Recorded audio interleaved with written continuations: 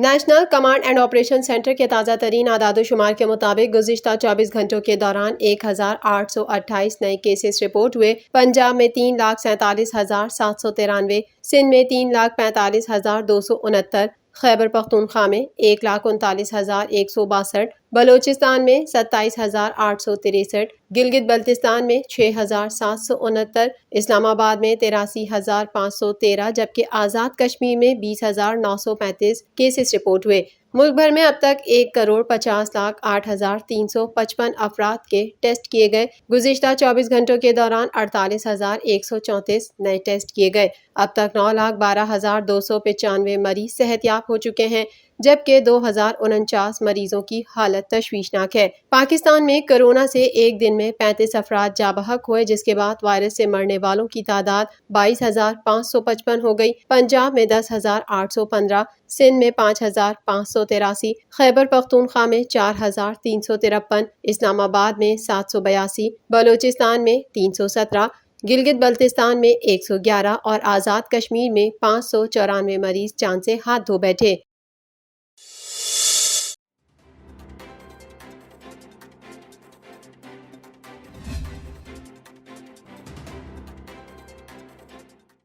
وزیر اعظم عمران خان نے ہدایت کی ہے کہ متعلقہ ادارے زلزلہ زدہ علاقوں کی تعمیر نو کا کام جلد مکمل کریں۔ وزیر اعظم کی زیر صدارت زلزلہ زدگان کی بحالی کے ادارے ایرا کی کارکردگی سے متعلق اجلاس ہوا، جس میں زلزلہ زدہ علاقوں کی تعمیر نو اور ترقیاتی منصوبوں کا جائزہ لیا گیا، جبکہ نیو بالاکوٹ سٹی کی تعمیر سے متعلق بریفنگ بھی دی گئی۔ وزیر اعظم نے زلزلہ زدگان کی سہولت کے لیے جاری منصوبوں کو جلد از جلد مکمل کرنے کا حکم دیتے ہوئے کہا کہ متعلقہ ادارے زلزلہ زدہ علاقوں کی تعمیر نو کا کام جلد مکمل کریں۔ اجلاس میں وزیر منصوبہ بندی اسد عمر، چیئرمین NDMA اور دیگر اعلیٰ حکام نے بھی شرکت کی، اور ہر بریفنگ میں بتایا گیا کہ 2006 سے اب تک ایرا نے اپنے 14,714 منصوبوں کا 75% کام مکمل کر لیا ہے۔ ایرا کی جانب سے 14% ترقیاتی منصوبے تاحال زیر تعمیر ہیں۔ زیر تعمیر منصوبوں میں خیبر پختونخوا کے 885 اور آزاد کشمیر کے 1,214 منصوبے شامل ہیں۔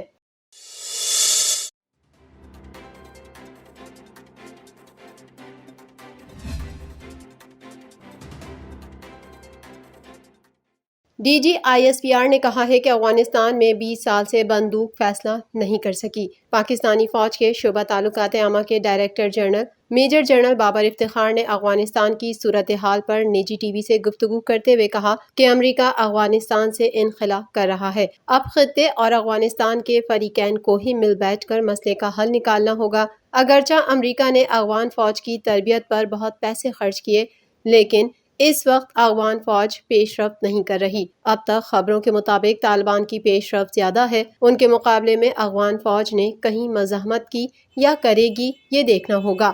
DGISPR کا کہنا تھا کہ ہم امن عمل کے لیے کوشش کرتے رہے اور کرتے رہیں گے۔ دنیا کو پوری طرح معلوم ہو چکا ہے، افغانستان مسئلے کا امن کے ساتھ میز پر بیٹھ کر حل نکالنا چاہیے۔ اب افغانستان نے آگے کیسے بڑھنا ہے، فیصلہ وہاں کے عوام نے کرنا ہے۔ پاکستان نے خلوص نیت سے افغان امن عمل بڑھانے کی کوشش کی۔ امن عمل آگے بڑھانے میں پاکستان کا کردار کلیدی رہا۔ پاکستان امن عمل میں سہولت کار کا کردار ادا کرتا رہا۔ افغانستان کے فریقین کو مل بیٹھ کر مسئلے کا حل نکالنا ہوگا۔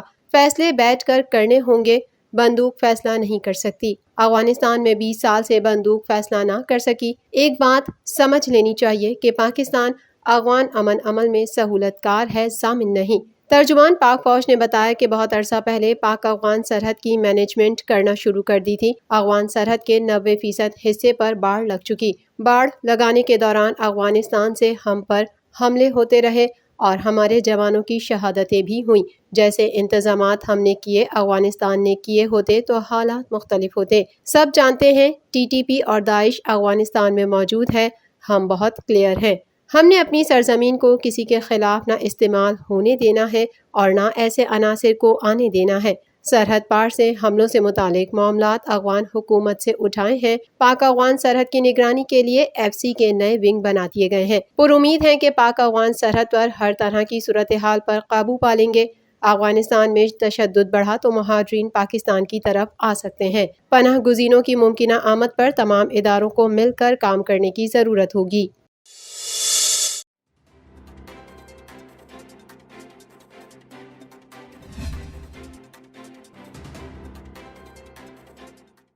وفاقی وزیر داخلہ شیخ رشید کا کہنا ہے کہ بلاول بھٹو زرداری ایک نہیں 3 بار امریکہ جائیں، عمران خان 5 سال پورے کریں گے۔ اپنے بیان میں شیخ رشید نے کہا ہے کہ پی ڈی ایم ختم ہو چکی، آزاد کشمیر الیکشن کے بعد اپوزیشن اور حکومت کے تعلقات ٹھیک ہو جائیں گے۔ بلاول بھٹو زرداری ایک نہیں 3 بار امریکہ جائیں لیکن عمران خان 5 سال پورے کریں گے۔ وزیر اعظم عمران خان کے ساتھ آزاد کشمیر کی انتخابی مہم پر جاؤں گا۔ وفاقی وزیر داخلہ کا کہنا تھا کہ ہم افغانستان میں امن کے خواہش مند ہیں۔ Army chief general Qamar Javed Bajwa خود افغانستان میں امن کے لیے اقدامات کر رہے ہیں۔ افغان عوام جو فیصلہ کریں گے وہ ہمیں قبول ہوگا۔ ہم اپنی سرزمین کسی کے خلاف استعمال نہیں ہونے دیں گے۔ شیخ رشید نے کہا کہ وزیر اعظم عمران خان نے مقبوضہ کشمیر کا کیس اقوام متحدہ سمیت دنیا بھر میں اٹھایا ہے۔ بھارت سے 5 اگست کا قانون واپس لینے تک کوئی بات نہیں ہوگی۔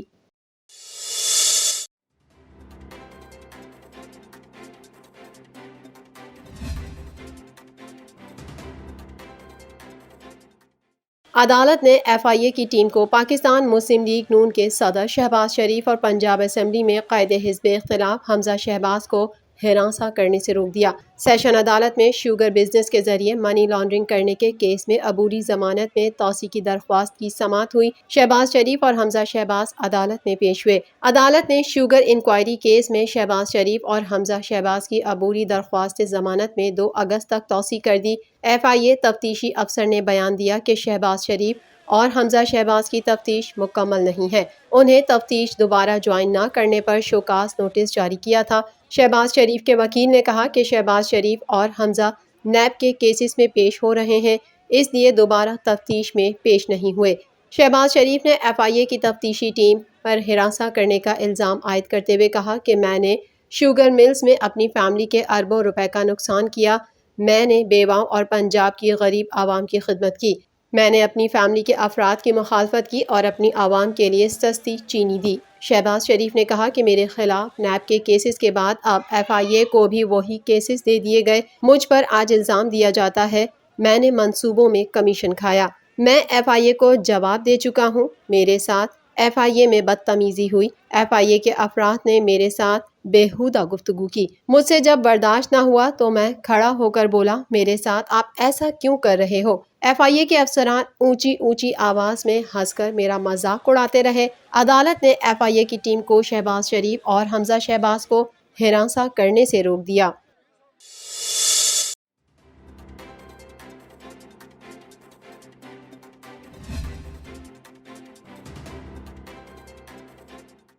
پاکستان مسلم لیگ نون کی نائب صدر مریم نواز کا کہنا ہے کہ عمران خان کا انتخابی نشان کشمیر فروشی، چینی چوری اور مہنگا آٹا ہونا چاہیے۔ شاردہ آزاد کشمیر میں انتخابی جلسے سے خطاب کے دوران مریم نواز نے کہا کہ نواز شریف اور مریم نواز خالص کشمیری ہیں۔ یہاں ہر شخص میں مجھے نواز شریف نظر آ رہا ہے، نواز شریف ہر شخص کے دل میں بستے ہیں۔ کشمیریوں کا لیڈر عمران خان جیسا بزدل انسان نہیں ہو سکتا۔ کشمیریوں کا لیڈر اور سپہ سالار وہی ہو سکتا ہے جو وزیر اعظم ہوتا ہے۔ بھارتی وزیر اعظم پاکستان کی دھرتی پر تشریف لاتے ہیں، مسئلہ کشمیر نواز شریف کی قیادت میں حل ہوگا۔ مریم نواز نے مزید کہا کہ سلیکٹڈ کی نہ گھر میں عزت ہے اور نہ ہی باہر، وہ کشمیر کو مودی کی جھولی میں پھینک کر پاکستانیوں کو کہتا ہے کہ 2 منٹ کی خاموشی اختیار کرو۔ عوام کی خاموشی ختم ہو گئی، عمران خان کی خاموشی ختم ہونے کا نام نہیں لے رہی۔ نواز شریف نے کہا تھا عمران خان جیسی سوغات کو جہاں سے لائے ہو واپس لے جاؤ۔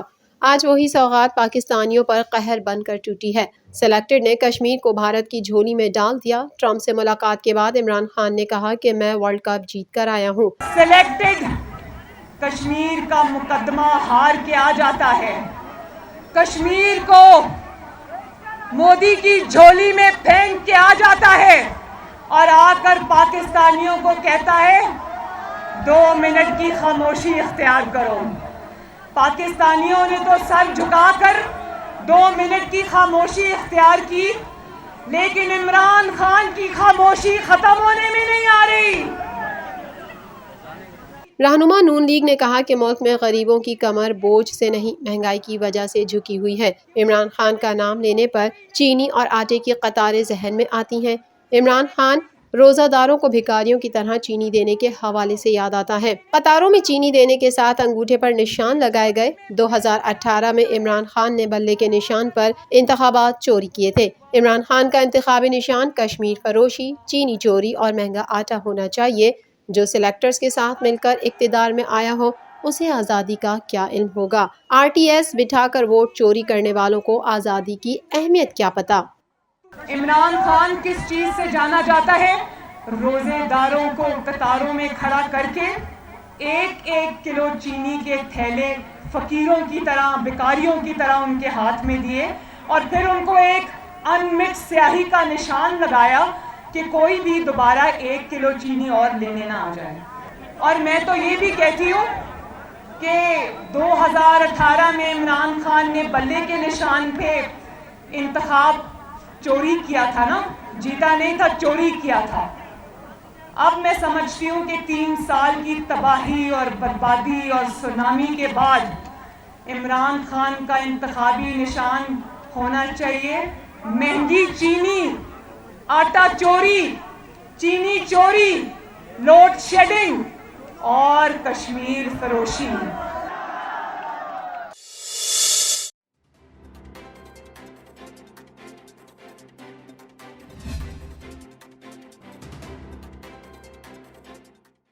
پاکستان کرکٹ ٹیم کے کھلاڑی عمر اکمل نے آٹوگراف لینے کے لیے گھر آنے والے پرستاروں کو حوالات کی سیر کروا دی۔ پولیس ذرائع کے مطابق ایک برطانوی شہری سمیت 4 افراد کرکٹر کی رہائش گاہ پر آئے تو تکرار ہو گئی۔ عمر اکمل نے 15 پر کال کر دی جس پر پولیس مداحوں کو گرفتار کر کے تھانے لے گئی۔ معلوم ہوا ہے کہ ڈیفنس فیز 5 میں مقیم عمر اکمل کے پڑوس کے ایک گھر میں برطانوی شہری مہمان تھا۔ کرکٹر کی رہائش قریب ہونے کا معلوم ہوا تو اس نے کہا میں عمر اکمل کا پرستار ہوں اور آٹوگراف لینا چاہتا ہوں، لہٰذا صبح 9 بجے کے قریب عمر اکمل کی رہائش گاہ پر گئے تو تکرار ہو گئی۔ دوسری جانب مخالف پارٹی نے بھی عمر اکمل کے خلاف درخواست جمع کروا دی ہے جس میں کہا گیا ہے کہ عمر اکمل کے پڑوسی ابراہیم کے گھر آئے تھے، آٹوگراف اور سیلفی کے لیے کہا تو انہوں نے گالم گلوچ شروع کر دی۔ عمر اکمل نے اپنے ملازمین کے ساتھ مل کر تشدد کا نشانہ بنایا۔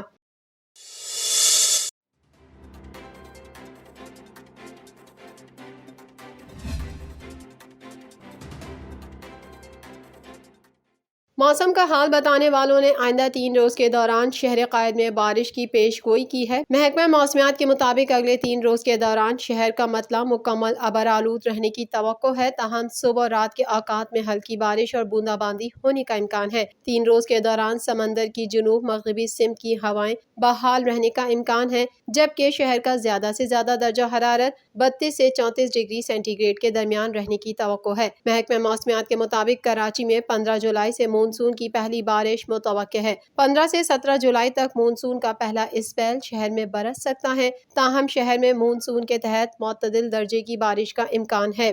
مونسون کے پہلے اسپیل میں 10 سے 22 ملی میٹر بارش ہو سکتی ہے۔